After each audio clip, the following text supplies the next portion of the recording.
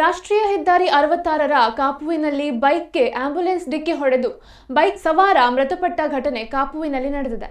ಉಚ್ಚಲ ನಿವಾಸಿ ರಿತೇಶ್ ದೇವಾಡಿಗ ಮೃತ ದುರ್ದೈವಿ.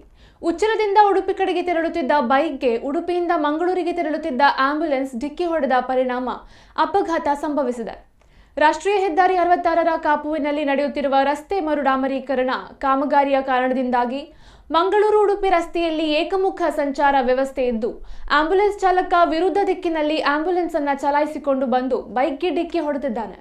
ಕಾಪು ಪೊಲೀಸರು ಸ್ಥಳಕ್ಕೆ ಭೇಟಿ ನೀಡಿ ಪರಿಶೀಲನೆ ನಡೆಸಿದ್ದು, ಆಂಬ್ಯುಲೆನ್ಸ್ ಮತ್ತು ಚಾಲಕನನ್ನ ವಶಕ್ಕೆ ತೆಗೆದುಕೊಂಡಿದ್ದಾರೆ.